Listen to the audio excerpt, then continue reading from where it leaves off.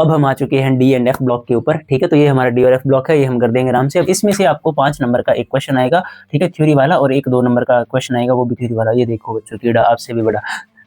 आपको 5 नंबर का एक क्वेश्चन आएगा, ठीक है, और 2 नंबर का एक क्वेश्चन आएगा। ये दोनों ही थ्योरी क्वेश्चंस होंगे, यानी कि टोटल 7 नंबर का काम जो है हमें डीएफ ब्लॉक में से आएगा, और हम जल्दी जल्दी कर देंगे। अगर आपको थोड़ा बहुत भी आता है तो आप आगे सेक्शंस होंगे, वहां पर चले जाइए, डायरेक्टली क्वेश्चंस कर लीजिए, ठीक है। अगर आपको कुछ भी नहीं आता तो आप ध्यान से देखिए, और फिर आपके 7 नंबर पक्के हो जाएंगे आराम से, क्योंकि ज़्यादातर यही चीज़ें पूछी जाएंगी जो हम आपको अभी बता देंगे। तो जैसे कि बेसिकली हमें बात ये करनी थी कि हमारा जो पीरियोडिक टेबल है, हमें पता है कि उसमें 18 तो ग्रुप है और 7 पीरियड्स हैं, ठीक है। तो ये जो लाइंस हैं ऐसे हॉरिजॉन्टल लाइंस, ये हमारे पीरियड्स हैं, ठीक है, और ये जो वर्टिकल लाइंस हैं ये हमारे ग्रुप्स हैं। तो इसमें हमारे पास 4 ब्लॉक्स हैं। तो ये हमारा एस ब्लॉक है, ये हमारा पी ब्लॉक है, ये हमारा डी ब्लॉक है, और ये हमारा एफ ब्लॉक है। तो 18 ग्रुप है ना, हमें तो डी ब्लॉक करना है। तो ये जो सेक्शन है ना हमारा, तो तीसरे ग्रुप से लेकर 12वें ग्रुप तक, ठीक है, यानी कि 3 से ग्रुप नंबर 12 तक हमारा डी ब्लॉक होगा। और देखिए ये स्टार्ट कहाँ से हो रहा है, 4th पीरियड से, पोटाशियम वाली लाइन से। तो 4th पीरियड से ऑनवर्ड, यानी 4th, 5th, 6th और 7th पीरियड में ये है। तो ये इसकी बाउंड्रीज आ गई, ठीक है। तो मतलब ये है। उसके बाद एक और बात क्या थी इनके बारे में ज़रूरी, कि जैसे देखिए ये न्यूक्लियस है, इसके बाद हमें पता है ये हमारा पहला शेल है, दूसरा शेल है, ये हमारा तीसरा शेल है, चौथा शेल है, 5वां शेल है, ऐसे हमारे पास शेल्स हैं, ठीक है। अब ना ये जो लास्ट शेल है हम इसे बोलते हैं ultimate shell, second last shell को हम बोलते हैं penultimate shell, third last shell को हम बोलते हैं एंटी पेनल्टीमेट शेल, ठीक है। सब शेल बोल सकते, एंटी पेनल्टीमेट शेल अब बोल सकते हो। अब मान लीजिए एस और पी में अगर कभी भी इलेक्ट्रॉन्स आएंगे, ठीक है, तो वो हमेशा अल्टीमेट एस और पी में आएंगे। डी में अगर कभी इलेक्ट्रॉन्स आएंगे तो वो पेनल्टीमेट डी सब शेल में आएंगे। एफ में अगर कभी इलेक्ट्रॉन्स आएंगे तो वो एंटी पेनल्टीमेट एफ में आएंगे। यानी कि कहने का मतलब बस ये था, अगर ना आपको डिफाइन करना आ जाए, define S block elements, P block elements, तो those elements in which last electron enters in ultimate S और P sub shell are known as S और पी ब्लॉक एलिमेंट्स, ठीक है। और ये था हमारा पेनल्टीमेट, पेनल्टीमेट। तो those elements in which last electron enters in penultimate D sub shell are known as d block elements, and those elements in which last electron enters in anti penultimate f सब shell, ठीक है। तो ये है हमारे पास definition in elements की। उसके बाद ज़्यादा ज़रूरी बात की, हमें करना ही क्यों है डी ब्लॉक, या डी ब्लॉक इतना ज़्यादा ज़रूरी क्यों है, कि पी ब्लॉक तो कट कर दिया आपके सिलेबस से, पर डी ब्लॉक क्यों है आपके सिलेबस में। तो देखिए डी ब्लॉक में क्या है, जैसे आयरन है, ठीक है, तो लोहे की कितनी सारी चीज़ें तो हम डेली यूज़ में देखते हैं, गेट्स या कई सारी चीज़ें होंगी हमारे आसपास, जितनी चीज़ें हैं वो ज़्यादातर डी ब्लॉक एलिमेंट से ही उठाई गई हैं। जैसे कि कॉपर, निकल, इनके एलॉयज़ बनते हैं, कोबाल्ट, निकल, इनके एलॉयज़ बनते हैं। कॉपर हम यूज़ करते हैं इलेक्ट्रिसिटी के लिए, सिल्वर, गोल्ड, प्लेटिनम, ठीक है। इनमें से सारे मेटल्स जो हैं ज़्यादातर ये वाले ऊपर वाले काफ़ी ज़्यादा यूज़ होते हैं, यानी कि इंडस्ट्रीज़ में या गहनों के लिए, या आसपास जितने भी चीज़ें हम देखेंगे ज़्यादातर इलेक्ट्रिकल कंडक्टिविटी के लिए भी हम इन्हें ही यूज़ करते हैं। डी ब्लॉक के जो एलिमेंट्स हैं, डी ब्लॉक एलिमेंट्स जो हैं हमारे पास, ये ऑलमोस्ट सारे ही मेटल्स हैं, ठीक है। और मेटल्स की खासियत तो हमें पता ही है क्या होती है, डी ब्लॉक एलिमेंट्स सारे ही मेटल्स हैं, और ये काफ़ी स्ट्रॉन्ग मेटल्स हैं। मेटल्स की खासियत हमें पता है क्या क्या होती है, आपने की होगी पिछली क्लासेस में। ये सोनोरस होते हैं, मतलब अगर इन्हें स्ट्राइक किया जाएगा तो ये साउंड प्रोड्यूस करेंगे, ठीक है। ये डक्टाइल होते हैं, ये मेलेबल होते हैं, मतलब हम इनकी वायर्स बना सकते हैं और पतली पतली शीट्स बना सकते हैं। ये कंडक्ट करते हैं, ये थर्मली कंडक्टिव होते हैं और इलेक्ट्रिकली भी कंडक्टिव होते हैं, मतलब ये हीट और इलेक्ट्रिसिटी को अपने अंदर से पास करने देते हैं। और इनकी प्रॉपर्टीज़ क्या थी, ठीक है, हाई आयोनाइजेशन एंथैल्पीज होती हैं इनकी। ये हमेशा इलेक्ट्रॉन लूज करेंगे, पॉजिटिव चार्ज शो करेंगे, मेटल हमेशा क्या करेगा, पॉजिटिव चार्ज शो करेगा। तो ये कुछ गुण थे डी ब्लॉक एलिमेंट्स के, ठीक है। अब हमारे पास जैसे ये एलिमेंट है हमारा scandium, titanium, vanadium, chromium, manganese, आप स्किप कर सकते हैं पर इनके नाम जरूरी है। Scandium, titanium, vanadium, chromium, manganese, iron, cobalt, nickel, copper, zinc. उसके बाद yttrium, zirconium, niobium, molybdenum, technetium, ruthenium, rhodium, palladium, silver, cadmium, ठीक है। Lanthanum, hafnium, tantalum, tungsten, rhenium, osmium, iridium, platinum, gold और mercury, actinium, rutherfordium, dubnium, seaborgium, bohrium, hassium, meitnerium, darmstadtium, roentgenium, copernicium. तो ये सारे इनके नाम हैं, तो सारे हमें याद रखने ज़रूरी नहीं है, बस आपको सुनाने थे कि इनमें से क्वेश्चंस पूछे जा सकते हैं। जैसे कि मान लीजिए लेंथ एंड कॉन्ट्रैक्शन जब हम करेंगे तो जर्कोनियम और हॉफनियम में क्वेश्चन आ सकता है, नायोबियम और टेंटलम में क्वेश्चन आ सकता है। लेंथ एंड कॉन्ट्रैक्शन यहीं से शुरू होगी, जैसे यहाँ पर लेंथेनम है, वैसे तो यहाँ पर LA तो LU होगा। मतलब क्या है कि ये जो लेंथेनॉइड वाली सारी लाइन है ना, यानी ये तो हमारा F ब्लॉक है। F ब्लॉक में ना 2 ही लाइन है हमारे पास ऐसे हॉरिजॉन्टल, 2 ही आप समझिए पीरियड्स हैं। एक का नाम है लेंथेनम, पहला एलिमेंट पहली लाइन का लेंथेनम, इसका नाम है एक्टिनियम, इसका नाम लेंथेनम है और उसके आगे ये सारा जा रहा है, लेंथेनम से शुरू हो रहा है, इसीलिए हम इसे बोलते हैं इस पूरी लाइन को, इस पूरी सीरीज को बोलते हैं लेंथेनॉइड सीरीज, और इसे हम बोलेंगे इसी तरह से एक्टिनॉइड सीरीज। तो ये हमारी लेंथेनॉइड सीरीज है और ये हमारी एक्टिनॉइड सीरीज है। अब एस सबशेल में 2 ही इलेक्ट्रॉन्स आ सकते हैं, तो इसमें 2 ग्रुप है। पी सबशेल में 6 इलेक्ट्रॉन्स आ सकते हैं, तो इसमें 6 ग्रुप्स हैं। और डी सबशेल में 10 इलेक्ट्रॉन्स आ सकते हैं, तो यहाँ 10 ग्रुप है। और एफ सबशेल में 14 इलेक्ट्रॉन्स आ सकते हैं, तो यहाँ पर 14 हमारे पास समझिए आप ऐसे ग्रुप्स हैं या ऐसे सेक्शंस हैं, ठीक है। मतलब 14 एलिमेंट होंगे एक में। अगर आप इसे हटा दोगे तब बनेंगे 14। 1 2 3 4 5 6 7 8 9 10 11 12 13 14। लेंथनम जो है वो एंथनम है, ये डी ब्लॉक एलिमेंट है, इसीलिए मैंने वहाँ पर लेंथनम लिखा था। लेंथनम एफ ब्लॉक एलिमेंट नहीं है, लेंथनम के शेल के बाद एफ की फिलिंग शुरू होती है, ठीक है। तो लेंथनम डी ब्लॉक एलिमेंट है, एफ ब्लॉक एलिमेंट नहीं है। ये जो एक्टिनियम है ये भी क्या है, डी ब्लॉक एलिमेंट है, एफ ब्लॉक एलिमेंट नहीं है। ये इनके बारे में कुछ बेसिक बातें थी, अगर आपको नहीं पता थी। जैसे भी इनका नाम है lanthanum, cerium, praseodymium, neodymium, promethium, samarium, europium, gadolinium, terbium, dysprosium, holmium, erbium, thulium, terbium, lutetium, actinium, thorium, protactinium, uranium, neptunium, plutonium, americium, curium, berkelium, californium, einsteinium, fermium, mendelevium, nobelium, lawrencium. तो आपने भी एक चीज देखी होगी कि सभी एलिमेंट्स के पीछे जो है IUM की साउंड आ रही थी, IUM, ठीक है। जैसे सीरियम, स्कैंडियम, सोडियम तो वो था S ब्लॉक, फिर भी सबके पीछे IUM है। तो जिसके पीछे भी IUM लगेगा ना वो मेटल ही होगा, और मेटल हमेशा क्या करेगा, पॉजिटिव चार्ज ही शो करेगा। यानी कि ये सारे भी क्या है, मेटल्स, और ये सारे भी क्या है, मेटल्स। तो मेटल्स के ही गुण ये सारे शो करेंगे। अब इसके बाद हम आगे बात करते हैं थोड़ी सी। ये जो एलिमेंट्स हैं ये S ब्लॉक एलिमेंट्स हैं, ये P ब्लॉक एलिमेंट्स हैं, और ये है हमारे D ब्लॉक एलिमेंट्स, और ये है हमारे F ब्लॉक एलिमेंट्स। अब D ब्लॉक एलिमेंट्स के बारे में एक बात जो ज़्यादा ज़रूरी थी वो ये थी कि इस जो सीरीज़ है इसे हम बोलते हैं 3D सीरीज़, क्योंकि ना इसमें 3D की फीलिंग होगी। अभी हम जब इलेक्ट्रॉनिक कन्फिग्रेशन देखेंगे तो इसमें 3D सबशेल जो होगा उसकी फीलिंग होगी। ये है हमारी 4D सीरीज़, ये है हमारी 5D सीरीज़, और ये है हमारी 6D सीरीज़। अब एक चीज़ और, ये जो D ब्लॉक एलिमेंट्स है, D ब्लॉक का, इन्हें हम D ब्लॉक एलिमेंट्स, इन्हें हम ट्रांजिशन एलिमेंट्स भी बोलते हैं, ठीक है। अब हम इन्हें ट्रांजिशन एलिमेंट्स क्यों बोलते हैं, एक छोटी सी बात है, ठीक है। चलिए पहले यही कर लेते हैं। इन्हें ना डी ब्लॉक एलिमेंट्स को हम ट्रांजिशन एलिमेंट्स भी बोलते हैं, पर ना सारे D block elements transition elements नहीं है। मैं आपको बता देता हूं अभी कि ये जो लाइन है ना हमारी जिंक वाला जो ग्रुप है, ये डी ब्लॉक एलिमेंट्स तो है पर ये ट्रांजिशन एलिमेंट्स नहीं है। इस पर भी हम अभी बात कर लेंगे कि ट्रांजिशन एलिमेंट्स कौन होते हैं। तो ट्रांजिशन एलिमेंट्स होने के कारण भी हम इन्हें क्या बोलते हैं, ये हम इन्हें ट्रांजिशन एलिमेंट्स बोलते हैं। इसीलिए इस सीरीज को हम ट्रांजिशन सीरीज भी बोलते हैं। ये हमारी फर्स्ट ट्रांजिशन सीरीज है, ये हमारी सेकंड ट्रांजिशन सीरीज है, ये हमारी थर्ड ट्रांजिशन सीरीज है, और ये हमारी फोर्थ ट्रांजिशन सीरीज है।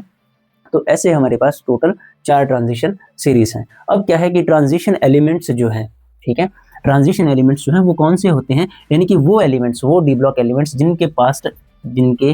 जिनके पास लास्ट सबशेल यानी कि डी सबशेल में वेकेंट। ट्रांजिशन एलिमेंट्स वो एलिमेंट्स होते हैं जिनकी ग्राउंड स्टेट में या कोई normal oxidation state, ground state या नॉर्मल ऑक्सीडेशन स्टेट में क्या हो, इनके पास अनपेयर इलेक्ट्रॉन्स हो, क्या हो, इनके पास अनपेयर इलेक्ट्रॉन्स हो। वो भी मैं आपको आगे बता दूंगा, ठीक है। ट्रांजिशन एलिमेंट्स क्या करते हैं, डी ट्रांजिशन शो करते हैं, डी ट्रांजिशन। तो डी ट्रांजिशन शो तभी कर पाएंगे जब उनके पास अनपेयर इलेक्ट्रॉन्स होंगे। तो ट्रांजिशन एलिमेंट्स उन्हीं एलिमेंट्स को बोला जाएगा जिनके पास या तो ग्राउंड स्टेट, ठीक है, मतलब नॉर्मली जब उन पर कोई भी चार्ज नहीं है तब, या जब उनके ऊपर कोई चार्ज है वो अपनी कोई नॉर्मल ऑक्सीडेशन स्टेट में है, जो नेचुरली जिस ऑक्सीडेशन स्टेट में वो रहते हैं उसमें है, तब उनके पास अगर अनपेयर इलेक्ट्रॉन है तो हम बोलेंगे कि वो ट्रांजिशन एलिमेंट्स हैं। ये तो आपको समझ आ ही गया, ठीक है, ये तो आपको समझ आ ही गया कि ये सारे ही ट्रांजिशन एलिमेंट्स हैं। बस ये नहीं है, जिंक, कैडमियम और मरकरी जो है वो ट्रांजिशन एलिमेंट्स नहीं है। वो हम अभी देखते हैं कैसे। अब आपको क्या है कि ये थोड़ा सा बस ये याद रखना था कि जैसे 2 8 8 18 32 और 32, ठीक है, ये आपने किया होगा कि ना। पीरियोडिक टेबल में आपको 11th में बोला गया होगा कि पहले 20 या 30 एलिमेंट्स के नाम और एटॉमिक नंबर जो है वो याद कर लीजिए, उसके बाद सारे हो जाएंगे। जैसे ये हीलियम है, हीलियम का एटॉमिक नंबर हमें पता है कि 2, ठीक है, तो ये 2 है। अब आपको क्या करना है, 8 जोड़ना है, बस इसमें 10 आ गया, यानी कि बस ऐसे चलना है नीचे, ठीक है। तो 10 आ गया नियॉन का। अब इसमें 8 जोड़ेंगे हम, आर्गन का एटॉमिक नंबर 18 आ गया, इसमें अब 18 जोड़ेंगे तो क्रिप्टॉन का जो एटॉमिक नंबर है वो 36 आ गया, ठीक है। उसके बाद 36 में 18 जोड़ेंगे तो कितना आएगा, 54। तो जीनोन जो है उसका एटॉमिक नंबर आ गया। अब जीनोन में जब हम क्या कर देंगे, 54, 54 में जब हम 32 ऐड करेंगे तो 86 आएगा हमारा, ठीक है। तो ये रेडॉन का एटॉमिक नंबर है, उसमें हम 32 यानी 32 ऐड कर देंगे तो 118। तो देखिए सब पीरियोडिक टेबल में सभी का एटॉमिक नंबर जो है हम लिख सकते हैं, क्योंकि एटॉमिक नंबर अगर हमें पता होगा तभी हम क्या करेंगे, इलेक्ट्रॉनिक कन्फिग्रेशन लिख पाएंगे। तो ये हमें समझ आ गया। उसके बाद देखिए, जैसे कि मान लीजिए कि जिंक, कैडमियम और mercury are not regarded as transition elements. जैसे ये क्वेश्चन कई बार बोर्ड में पूछा गया है, जैसे इसमें से 2 नंबर का एक थ्योरी क्वेश्चन आएगा, तो उसमें ये भी आ सकता है, why zinc, cadmium and mercury are not regarded as transition elements. हम इन्हें ट्रांजिशन एलिमेंट्स जो है वो क्यों नहीं बोलते। तो जैसे देखिए जिंक है, जिंक का एटॉमिक नंबर कितना है, हमें पता है जिंक का एटॉमिक नंबर कितना है, 30। ठीक है, 30। इसके बाद ना ऐसे ही आएगा, सभी में आपको ऐसे ही ऐड करना होगा। जैसे जिंक इस लाइन में है, 4th पीरियड में है, तो अब उसमें नीचे जाओगे ना तो आप क्या ऐड करोगे, 18।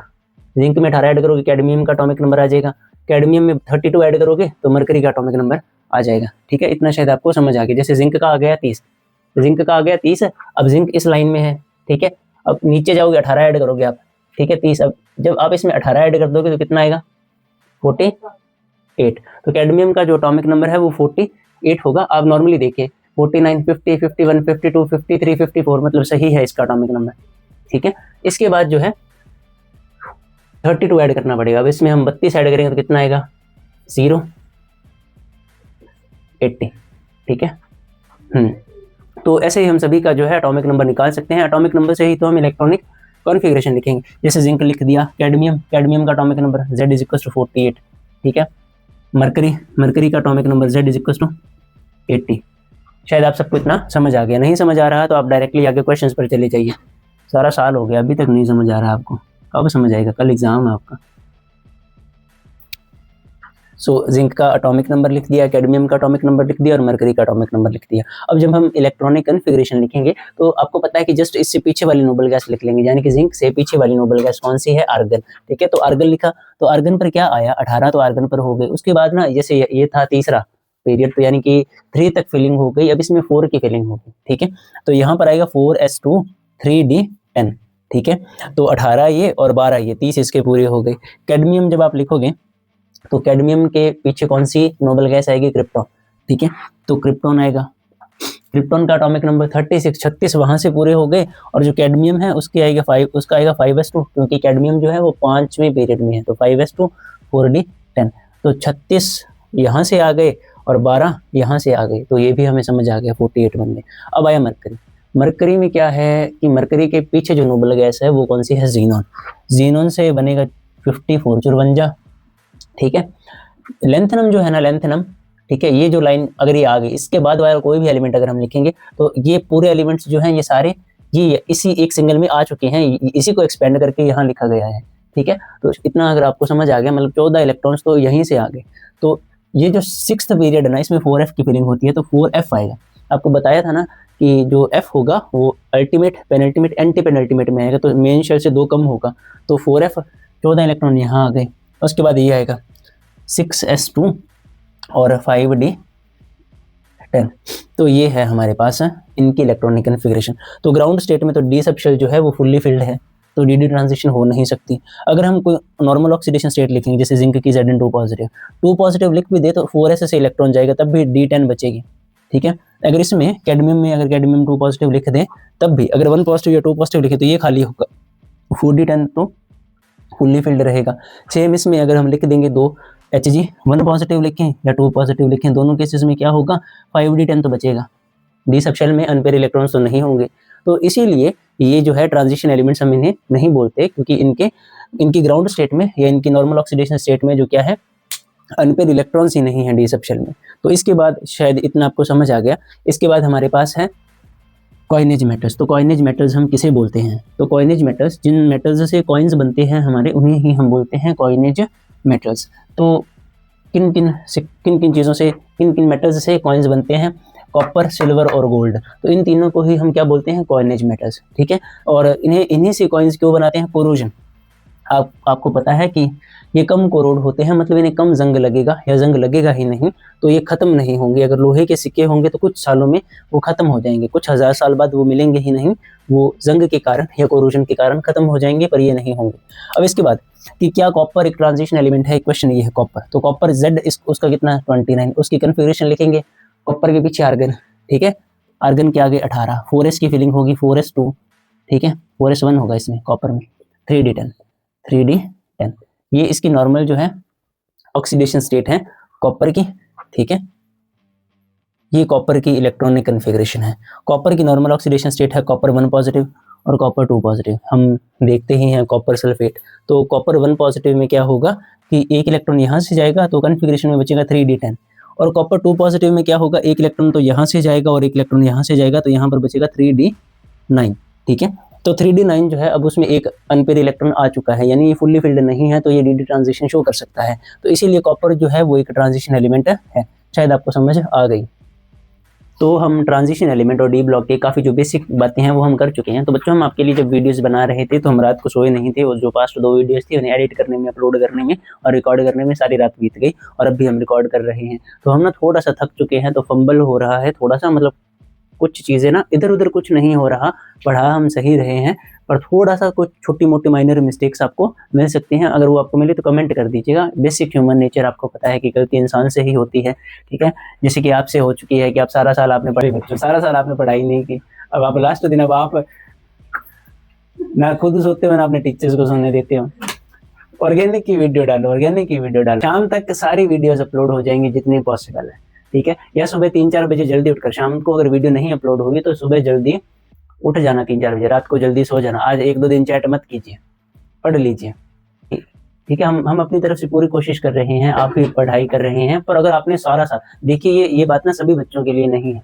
आप में से काफ़ी सारे अच्छे बच्चे हैं जिन्होंने सारा साल अच्छे से तैयारी की है, पर कई ऐसे बच्चे हैं उन्होंने ना बिल्कुल भी तैयारी नहीं की, उन्हें यूनिट्स के नाम भी नहीं पता। तो उनके लिए बात है कि भाई साहब या बहन जी, आपका अब पास होना, अगर एग्जाम्स में चीटिंग नहीं हुई और आप अब कमेंट कर रहे हो मुझे समझ नहीं आ रहा है या जल्दी से वीडियो दो, तो फिर आपका ना एक वीडियो देखकर पास होना तो डिसपॉसिबल है, ठीक है। डिस होता तो इम्पॉसिबल है, पर आपको तो डिसपॉसिबल ही आता होगा। डीएफ ब्लॉक के बेसिक्स की बात कर ली, और मेरी बातों को दिल पर मत लीजिएगा, और इन्हें यूज करके अगले साल या नेक्स्ट सेशन में, अगले साल से मेरा ये मतलब था कि आप नेक्स्ट क्लास में अच्छे से प्रिपरेशन कीजिएगा, स्टार्टिंग से ही पढ़ना शुरू कर दीजिएगा, ठीक है। मेरी शुभकामनाएं आप सबके साथ हैं, बाकी क्या पता आपके कर्म आपके हाथ हैं। बेसिक बातें हमने कर ली थी, और डी ब्लॉक में करने के लिए तो काफ़ी सारी बातें हैं, काफ़ी सारी प्रॉपर्टीज़ हैं, पर जो सबसे ज़्यादा ज़रूरी चीज़ें आपको 2 नंबर में और 5 नंबर में पूछी जा सकती हैं, हम वही करने वाले हैं। जैसे कि मान लीजिए आपको ना एक क्वेश्चन पूछा जा सकता है कलर्ड कंपाउंड के ऊपर, ठीक है, कि कई कंपाउंड्स जो हैं वो कलर्ड हैं, इनमें से जो कई मेटल्स हैं उनकी जो कंपाउंड्स बनेंगे आगे वो कलर्ड कंपाउंड होंगे। तो क्वेश्चन ये आ सकता है कि वाई डी ब्लॉक एलिमेंट्स और ट्रांजिशन एलिमेंट्स शो या एक्सिबिट कलर्ड कंपाउंड्स, ठीक है। और ये जैसे स्कैंडियम है, टाइटेनियम है, वेनेडियम है, ये आपको दिए जा सकते हैं नॉर्मल स्टेट में या आयोनिक स्टेट में, ठीक है। और आपसे पूछा जा सकता है कि बताइए क्या ये कलर्ड है, और कलर्ड है तो क्यों है। तो देखिए होता क्या है, जैसे कि ये हमारे पास क्या है, न्यूक्लियस, ठीक है। ये पहला शेल है, ये दूसरा शेल है, ये तीसरा शेल है, चौथा शेल है,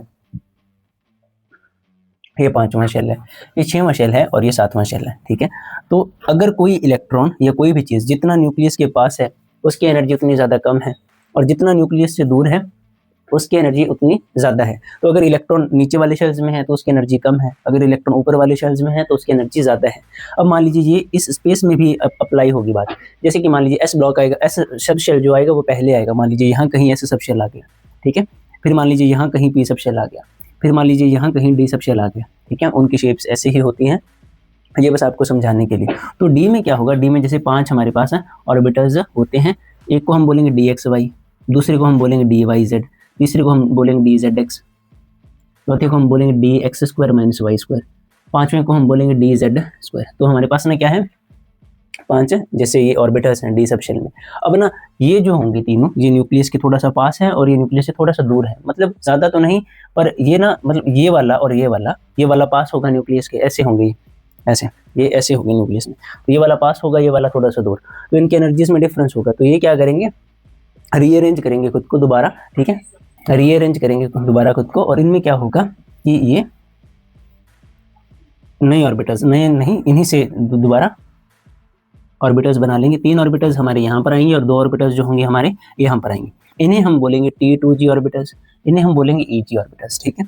अब क्या है कि मान लीजिए कोई भी, मान लीजिए यहाँ पर एक इलेक्ट्रॉन है तो यहाँ पर एक इलेक्ट्रॉन आ जाएगा। अब ये ना पास ही है, ठीक है, ये काफ़ी पास ही है, ये यही तो डिसइंटीग्रेट होकर ये बने हैं।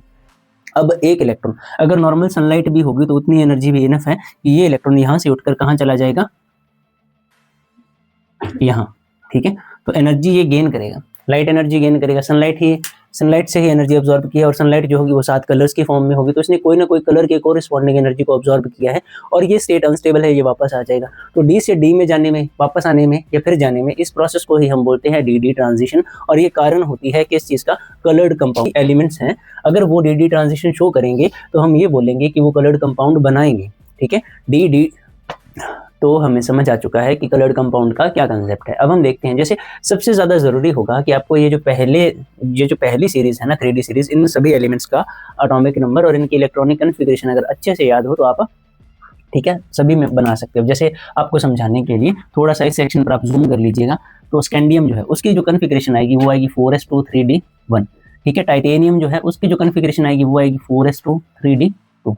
वेनेडियम जो है उसकी जो कन्फिग्रेशन आएगी वो आएगी 4s2 3d3। क्रोमियम की आनी तो चाहिए 4s2 3d4 पर आएगी क्या, 4s1 3d5। मैंगनीज की 4s2 3d5। आयरन की 4s2 3d6। ठीक है, और जो कोबाल्ट है उसकी मैं यहाँ लिख देता हूँ, कोबाल्ट की 4s2 3d7। निकल की आएगी 4s2 3d7 था, 8 आ जाएगी। कॉपर की आनी चाहिए 4s2 3d9 पर इसकी 4s1 3d10 आएगी। जिंक की तो आपने देख ही ली कि 4s2 3d10 आएगी। तो ये इनकी जो है इलेक्ट्रॉनिक कन्फिग्रेशन है। अब आप देखिए कि इसके पास एक अनपेयर इलेक्ट्रॉन है। ठीक है, तो अगर ये 3 मान लीजिए, अगर ये 3 इलेक्ट्रॉन्स लूज कर देगा, मैं आपसे पूछूं कि स्कैंडियम 3 पॉजिटिव है, तो स्कैंडियम 3 पॉजिटिव ने 3 इलेक्ट्रॉन्स लूज कर दिए, तो अब 3 पॉजिटिव मतलब तीनों ही इलेक्ट्रॉन्स लूज कर दिए, दोनों एस के एक डी का, होना तो डी से था पर तीनों ही लूज कर दिए, तो ये तो खाली है, तो इसमें तो डी ट्रांजिशन होगी ही नहीं ना, इलेक्ट्रॉन है तो जाएगा क्या ऊपर। तो कोई लाइट की कोई भी कलर के कोरिस्पॉन्डिंग एनर्जी अब्जॉर्ब भी नहीं होगी, तो एनर्जी एमिट भी नहीं होगी, मतलब हमें कोई कलर नहीं दिखेगा, डी ट्रांजिशन नहीं होगी। जितनी ज़्यादा डिटेल में बात करेंगे उतना आपका दिमाग खराब होगा। अगर आपने पहले कर रखा है तो आपको समझ आ गया होगा, नहीं कर रखा तो जो डी ट्रांजिशन करेगा ना शो, वो कलर भी शो करेगा, जो डी ट्रांजिशन शो नहीं करेगा वो कलर्ड कंपाउंड भी शो नहीं करेगा। ठीक है, अगर कलर्ड कंपाउंड नहीं होंगे तो हम या तो इन्हें व्हाइट लिखेंगे या हम लिखेंगे कलरलेस।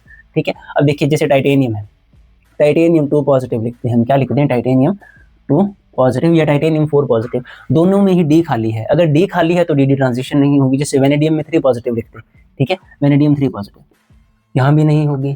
ठीक है, तो आपको शायद समझ आ रही है हमारे। जैसे जिंक है, ठीक है, अब जैसे जिंक मैं यहाँ लिख देता हूँ, जिंक की कन्फिग्रेशन जो है वो है 4s2 3d10। अब मान लीजिए Zn2 पॉजिटिव है, Zn2 पॉजिटिव है, तो इसमें तो 4d10 है, मतलब ये जो डी है ये भी पूरा फील्ड है, 10 इलेक्ट्रॉन्स यहाँ है, तो फिर 6 यहाँ आ गए, 4 यहाँ आ गए, स्पेस ही नहीं है डी ट्रांजिशन करने के लिए। तो या तो खाली हो या फुल्ली फिल्ड हो, दोनों केसेस में डी ट्रांजिशन नहीं होगी, यानी कि Zn2 पॉजिटिव आयंस भी क्या होंगे, कलरलेस होंगे या व्हाइट होंगे, मतलब ये कलर शो नहीं करेंगे। सिमिलरली एक क्वेश्चन कॉपर पर भी आ सकता है। हमारे बच्चों जो डिवाइस है ना, लाइट वगैरह, मतलब आपकी विजिबिलिटी के लिए लाइट्स हैं हमारे आसपास, तो है ना, उनमें थोड़ी सी प्रॉब्लम आ रही है, तो आपको थोड़ी दिखते होंगे, कभी कोई लाइट ऑन हो रही है, कभी ऑफ हो रही है, तो ऑफेंड मत होइएगा। ठीक है, हम भी हो रहे हैं थोड़ा सा परेशान, पर हम जल्दी काम करते हैं, कल आपका एग्जाम है। तो देखिए Zn2 पॉजिटिव जो है वो क्या है, कलरलेस है। अब एक क्वेश्चन मैं आपको बता रहा था, वो ये था कि कॉपर 1 पॉजिटिव और कॉपर, ये क्वेश्चन भी पूछा जा सकता है कि कॉपर 1 पॉजिटिव और कॉपर 2 पॉजिटिव आयंस जो हैं, इनमें से कौन सा कलर्ड है और कौन सा कलरलेस है। तो आप देखिए, जैसे कि कॉपर की कन्फिग्रेशन हमने कहाँ लिखी थी, यहाँ मैं थोड़ा यहाँ लिख देता हूँ ताकि आपको थोड़ी समझ आ जाए। जैसे कॉपर है, कॉपर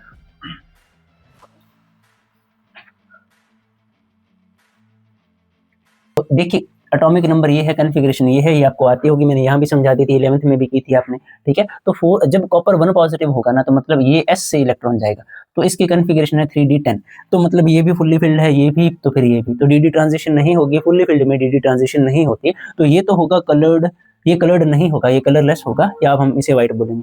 कॉपर 2 पॉजिटिव में क्या होगा कि 2 इलेक्ट्रॉन्स जाएंगे, एक यहाँ से एक यहाँ से, तो मतलब क्या आएगा, 3d9 आ जाएगी। अब देखो इसमें जैसे 9 इलेक्ट्रॉन्स आ गए, ठीक है, 6 यहाँ और 3 यहाँ, अब एक इलेक्ट्रॉन यहाँ से वहाँ जा सकता है और वापस भी आ सकता है, तो डी ट्रांजिशन हो सकती है। तो ये कॉपर 2 पॉजिटिव जो है वो कलर शो करेंगे। आपको पता भी होगा कि कॉपर सॉल्ट जो होता है या कॉपर 2 पॉजिटिव जिस सॉल्यूशन में होते हैं आयंस, वो सॉल्यूशन ब्लू कलर का होता है, तो ब्लू कलर का कारण क्या है, डी ट्रांजिशन है। तो कलर्ड कंपाउंड के पीछे ये कंसेप्ट था, तो आप ऐसे कन्फिग्रेशन से देख सकते हैं। अगर इनमें से पहली बात तो कि ये जो नीचे वाले हैं इनमें से नहीं पूछा जाएगा आपसे, ऊपर वालों में से ही पूछा जाएगा। बाकी अगर आ भी गया तो जैसे मैंने आपको बताया था कि आप कैसे एटॉमिक नंबर से उसका एटॉमिक नंबर बना सकते हो, कॉन्फ़िगरेशन लिख सकते हो, ये सारा बेस इसीलिए आपको। तो इसके बाद एक और चीज़ जैसे कि जो आपको पूछी जा सकती है एग्जाम्स में, वो है पैरामैग्नेटिक कैरेक्टर। तो पैरामैग्नेटिक कैरेक्टर पर भी आपको क्वेश्चंस जो हैं वो पूछे जा सकते हैं। जैसे पैरामैग्नेटिक कैरेक्टर में क्या है, जैसे हमारे पास कोई भी मटेरियल है ना, उसे हम 2-3 तरह से क्लासीफाई कर सकते हैं। करंटली हम 2 तरह से ही क्लासीफाई करेंगे। जैसे कि मान लीजिए जो मटेरियल्स या कुछ सब्सटेंसेस मैग्नेटिक फील्ड से वीकली रिपेल होंगे, उन्हें हम बोलेंगे डायमैग्नेटिक। जो मैग्नेटिक फील्ड से अट्रैक्ट होंगे उन्हें हम बोलेंगे पैरामैग्नेटिक। और पैरामैग्नेटिज्म जो होता है, यानी कि पैरामैग्नेटिक सब्सटेंस वो होंगे जो मैग्नेटिक फील्ड से अट्रैक्ट होंगे थोड़ा सा, और इनका पैरामैग्नेटिज्म का कॉज या कारण अनपेयर इलेक्ट्रॉन्स होते हैं। तो अगर कोई भी चीज़ में, किसी भी चीज़ में ज़्यादा अनपेयर इलेक्ट्रॉन्स होंगे तो मतलब उसमें ज़्यादा पैरामैग्नेटिक कैरेक्टर होगा। ठीक है, ये पूछा जा सकता है आपसे। पैरामैग्नेटिक कैरेक्टर को हम म्यू से जो है पैरामैग्नेटिक कैरेक्टर कैलकुलेट करने के लिए फॉर्मूला है हमारे पास, म्यू इज इक्वल टू, ये मैग्नेटिक मोमेंट है, रूट ऑफ n+2। ठीक है, सॉल्व करने के बाद बोहर मैग्नेट्रॉन इसके यूनिट्स हैं। ठीक है, तो अब जैसे आप वैसे तो डायरेक्टली बता सकते हैं, जिसमें अनपेयर इलेक्ट्रॉन्स होंगे और जितने ज़्यादा अनपेयर इलेक्ट्रॉन्स होंगे वो उतना ज़्यादा पैरामैग्नेटिक होगा। थक चुके हैं, हमसे बोला मुश्किल से जा रहा है, बस आपका एग्ज़ाम हो जाए फिर हम सोएंगे नहीं, फिर हम मैथ की तैयारी करेंगे। तो आयरन है जैसे, ठीक है, Fe। अब Fe जो है उसका एटॉमिक नंबर आपको पता है 26, 21, 22, 23, 24, 25, 26। तो Z कितना है? 26 है। ठीक है, अब इसमें क्या है, कन्फिग्रेशन है इसकी 4s2, हमने लिख दी थी 4s2 3d6। अब मान लीजिए जब Fe2 पॉजिटिव होगा तो पहले तो ऐसे से जाएंगे, यानी कि इसकी कन्फिग्रेशन में बचा 3d6। 3d6 का मतलब जैसे 1 2 3 4 5, तो इसमें तो 2 आ गए, बाकी 4 में एक एक इलेक्ट्रॉन है। अगर हम Fe3 पॉजिटिव लिखेंगे तो इसमें जैसे 2 तो यहाँ से चले गए, अब एक यहाँ से जाएगा, तो ये आएगा 3d5। अब इसमें क्या है, 1 2 3 4 5। ठीक है, अब सभी में क्या है, एक एक अनपेयर इलेक्ट्रॉन है, मतलब इसमें क्या है, 5 अनपेयर इलेक्ट्रॉन है। तो जिसमें ज़्यादा अनपेयर इलेक्ट्रॉन्स होंगे वो ज़्यादा पैरामैग्नेटिक होगा, ये n number of unpaired electrons ही। तो Fe2 पॉजिटिव और Fe3 पॉजिटिव में ज़्यादा पैरामैग्नेटिक कौन है? Fe3 पॉजिटिव ज़्यादा पैरामैग्नेटिक है।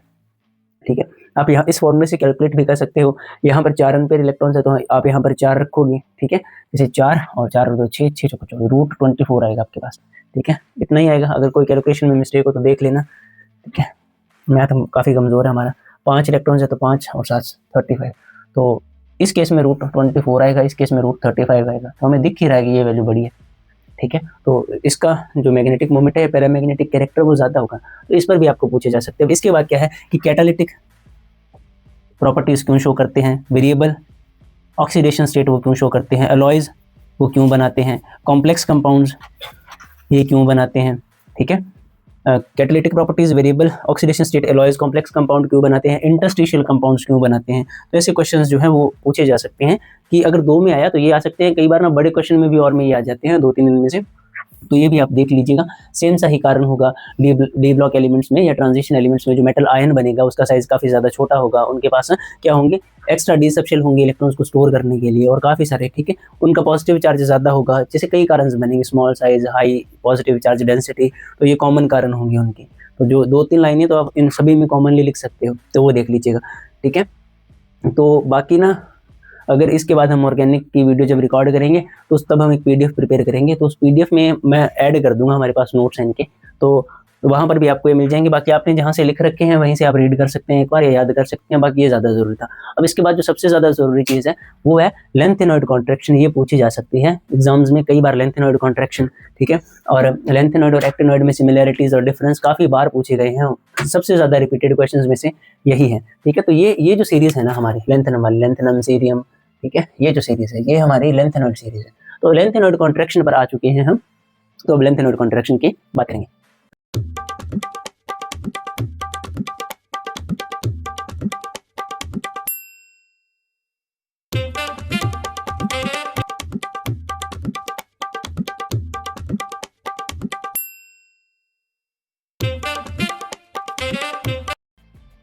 अब हम हमारा डी एंड एफ ब्लॉक का सबसे इंपॉर्टेंट टॉपिक लेंथेनॉइड कॉन्ट्रैक्शन करने वाले हैं। तो लेंथेनॉइड कॉन्ट्रैक्शन, ठीक है, अब हम क्या करने वाले हैं, लेंथेनॉइड कॉन्ट्रैक्शन, तो हम देखने वाले हैं लेंथेनॉइड कॉन्ट्रैक्शन। ठीक है, तो जैसा कि मैंने आपको बता दिया था, S block, P block, D block, और ये है हमारा एफ ब्लॉक। एफ ब्लॉक में ये जो पहली सीरीज़ है, पहली लाइन है, ये हमारी लेंथेनॉइड सीरीज़ है, क्योंकि ये लेंथेनम से शुरू हो रही है। इसे हम 4F सीरीज़ भी बोलते हैं। ठीक है, तो इसमें क्या है, लेंथेनम है, सीरियम है, ठीक है। प्रासियोडीमियम है, नियोडीमियम है, प्रोमीथियम है, समेरियम है, यूरोपियम है, गडोलिनियम है, टर्बियम है, डिस्प्रोजमियम है, हॉल्मियम है, अर्बियम है और थूलियम है, यटर्बियम है और ल्यूटेटियम है। ठीक है, ये सारे अजीब से नाम इन्हीं सबके हैं। तो लेंथ नोड कॉन्ट्रैक्शन है क्या कि आप देख रहे हैं कि लेंथ नोड्स में जब हम आगे जाएंगे ना ऐसे, ठीक है, कि लेंथ नोड सीरीज में जब हम आगे मूव करेंगे कि जैसे जैसे एटॉमिक नंबर इंक्रीज होगा वैसे वैसे क्या होगा, इनका जो एटॉमिक साइज है ना, ये देखिए ये है एटम का साइज, ठीक है, पिकोमीटर्स में, और ये है आयन का साइज पिकोमीटर्स में। तो जैसे जैसे हम आगे जा रहे हैं लेंथ नोड सीरीज में, इनका जो साइज है वो डिक्रीज कर रहा है। ठीक है, ये एक दो एक्सेप्शंस है, इसे छोड़ दीजिए, केमिस्ट्री बिना एक्सेप्शंस के तो आपको पता है होती ही नहीं है। तो जैसे जैसे हम आगे जा रहे हैं लेंथ नोड्स में, इनके अंदर स्टेडी एक ग्रेजुअल डिक्रीज आ रहा है साइज में। तो लेंथ नोड कॉन्ट्रैक्शन है क्या, दिस स्टेडी डिक्रीज या the steady decrease in the size of atoms और ions of lanthanoid series, ठीक है, with increasing atomic number is known as lanthanoid contraction. तो ये जो स्टेडी डिक्रीज है यही क्या है, लेंथ नोड कॉन्ट्रैक्शन है। अब आपको क्या पूछा जाएगा कि लेंथ नोड कॉन्ट्रैक्शन, तो आपको समझ आ गई कि ये जो साइज कम हो रहा है इन एटम्स का, इसे ही हम लेंथ नोड कॉन्ट्रैक्शन बोलते हैं। अब इसका कॉज कि ये है ही क्यों, ठीक है, ये क्यों है। अब देखिए जैसे हमारे पास में 4 ऑर्बिटल्स हैं S P D और F। आप ऐसा समझिए हमेशा कैसा होगा, अंदर S होगा, फिर P होगा, फिर D होगा, फिर F होगा। S की और P की शेप ऐसी है कि वो ना चार्ज लीक नहीं होने देते, कि उसके उनके अंदर से जब चार्ज पास करेगा ना तो पीछे नहीं पहुंचेगा या बहुत कम न्यूक्लियर चार्ज पीछे पहुंचेगा। लास्ट इलेक्ट्रॉन्स को जो चार्ज फील होता है न्यूक्लियस का उसे हम बोलते हैं इफेक्टिव न्यूक्लियर चार्ज।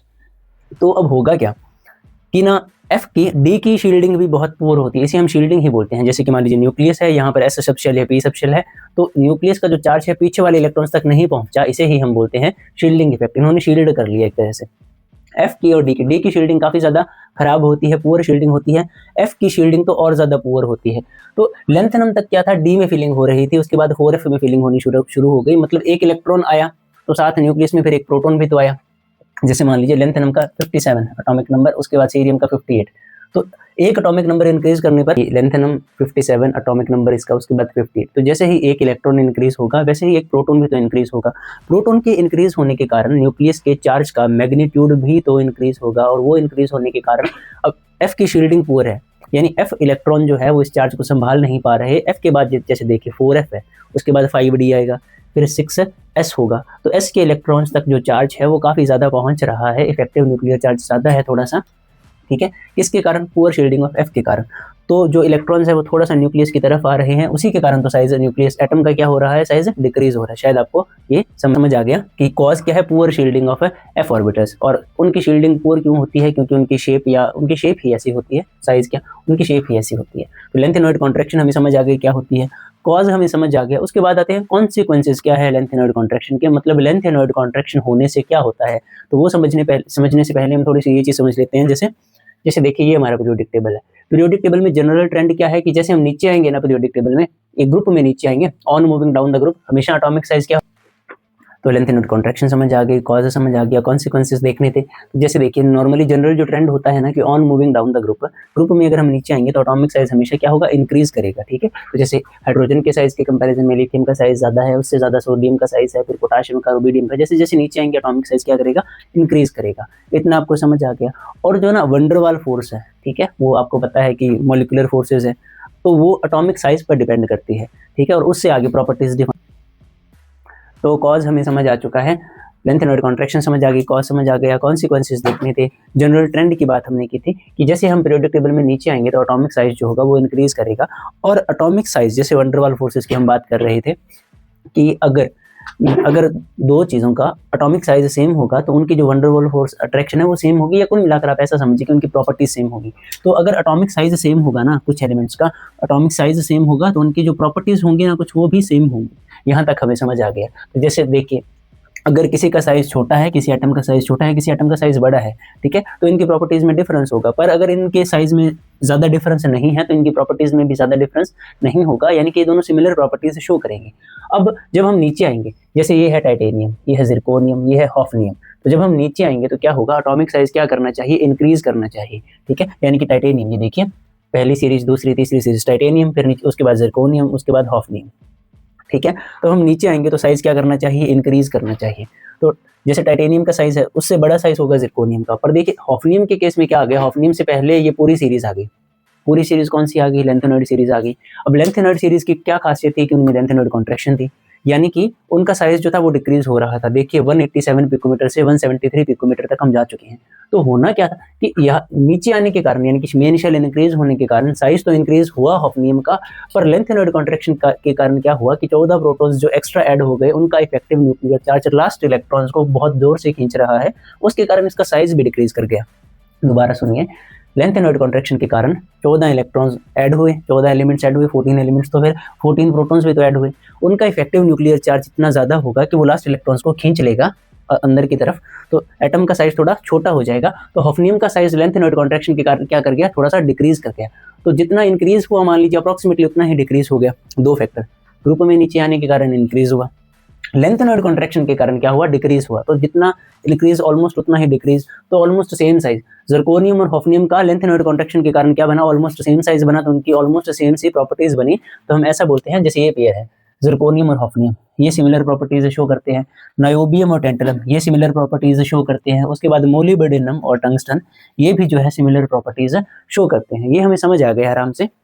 तो ये इनकी एक कॉन्सिक्वेंसेस थी। तो हम कॉन्सिक्वेंसेस की बात कर रहे थे, तो एक कॉन्सिक्वेंसेस आ गई कि सिमिलैरिटी, इनमें सिमिलैरिटी, ठीक है, similarity between elements of a second transition series and third transition series. उसके बाद एक सिमिलैरिटी आती है, वो आती है इन्हीं के अंदर। अब जैसे मान लीजिए इनका साइज देखिए, जैसे ये नियोडीमियम है, नियोडीमियम, ठीक है, नियोडीमियम, ये प्रोमेथियम, नाम इनका सही है, बाकी आप देख लीजिएगा।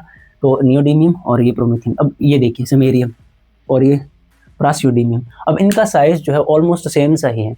साइज सेम होगा तो प्रॉपर्टीज भी तो सेम होंगी। तो ना ये एक दूसरे को रिजेंबल कर सकते हैं कि मान लीजिए कहीं पर ये यूज करना था तो आप ये भी यूज कर सकते हो, या कहीं पर ये यूज करना था तो आप ये भी यूज कर सकते हो। तो इन्हें एक दूसरे को रिजेंबल कर सकते हैं, एक दूसरे की जगह ले सकते हैं, क्योंकि एक जैसी प्रॉपर्टीज शो कर रहे हैं। तो ये दूसरा कॉन्सिक्वेंसेस था। लेंथेनॉइड कॉन्ट्रैक्शन भी, लेंथेनॉइड कॉन्ट्रैक्शन ही इस चीज का कारण था। दो फोर्सेज काम करते हैं नॉर्मली। बाकी एस ब्लॉक में और पी ब्लॉक में जब हम पढ़ते हैं तो एक ही फैक्टर होता है, न्यूक्लियस है और इलेक्ट्रॉन है, अट्रैक्शन रिपल्शन, यही हम बात करते हैं ज़्यादा। जब हम एफ की या डी की बात करते हैं तो दो तीन फोर्सेस और आ जाती हैं। एस और डी नज़दीक होते हैं एक दूसरे के। अब डी में 10 इलेक्ट्रॉन्स आएंगे, उनमें रिपल्शन भी होगी, शेप आएगी, कई सारे फैक्टर्स आ जाएंगे जिनके कारण ये चीज़ें हमें देखने को मिलती हैं। यानी कि अब जब आप नेक्स्ट क्लास में अगर केमिस्ट्री रखोगे तो इन पर शायद आप डिटेल में पढ़ो, पर करंटली इतना इनफ है। ये हमने भी ज़्यादा ही बताया है आपको अपने कान से, जितना हमें समझना था उससे ज़्यादा ही बात की है हमने, ठीक है। दो कर ली, एक तो सेकंड और थर्ड ट्रांजिशन सीरीज में जो सिमिलैरिटी थी वो कर ली, एक सिमिलैरिटी इन एलिमेंट्स में थी वो कर ली। अब लास्ट जो होगी वो बेसिक कैरेक्टर की बात आएगी, बेसिक नेचर की बात आएगी। तो इसके बाद हम बेसिक नेचर की बात करेंगे। जैसे कि आप देखिए कि एक तो ये है लेंथेनम, ठीक है। तो ये जो लेंथेनॉइड सीरीज है ना, ये सारे जो है वो +3 कॉमन ऑक्सीडेशन स्टेट शो करेंगे। +3 कॉमन ऑक्सीडेशन स्टेट जो है वो शो करेंगे। कारण मैं आपको बता देता हूँ क्यों। देखिए दो तो एस में आएंगे, 2 इलेक्ट्रॉन्स तो एस के होंगे और एक डी का होगा, तो 3 इलेक्ट्रॉन्स होंगे इनके पास ऑलमोस्ट वैलेंस शेल में छोड़ने के लिए, लूज करने के लिए। तो +3 ऑक्सीडेशन स्टेट इनकी कॉमन ऑक्सीडेशन स्टेट होगी। ये आपको याद रखनी है, इस पर हम आगे भी बात करेंगे। तो ये जो लेंथेनम है, लेंथेनम का हाइड्रोक्साइड मॉलिक्यूल जो है वो ये है, ठीक है, LaOH थ्राइस। और ये है ल्यूटेटियम, इसका भी है LuOH थ्राइस। अब इनके बेसिक नेचर पर भी पूछा जाता है। अब इनके बेसिक नेचर पर क्या पूछा जाता है, जैसे देखिए ये है लेंथेनम, ठीक है। अब ये ना यहाँ पर है, अब इसका एटॉमिक साइज जो है वो है 187। अब इसका एटॉमिक साइज जो है वो है 187। मान लीजिए मैं आपको समझाने के लिए बताता हूँ कि लेंथेनम जो है उसका साइज होगा ये, ठीक है, और हाइड्रोक्साइड जो है उसका साइज होगा ये, मान लीजिए, ठीक, आपको समझाने के लिए। तो लेंथेनम है, ठीक है, और ये जो है हाइड्रोक्साइड OH नेगेटिव आयन होगा, उसका साइज थोड़ा छोटा होगा, थोड़ा सा और छोटा कर देते हैं। तो ये है हमारा मान लीजिए OH नेगेटिव आयन, और ये होगा हमारा La ion, lanthanum ion. 3 positive आएगा, पर आपको समझाने के लिए कि ये लेंथेनम नीचे लिख देता हूँ, La 3 पॉजिटिव OH 3 नेगेटिव, ऐसे 3 होंगे, पर एक बॉन्ड समझने के लिए हम देखते हैं। तो बेस कौन होते हैं जो OH नेगेटिव रिलीज करते हैं, वो बेस होंगे, ठीक है।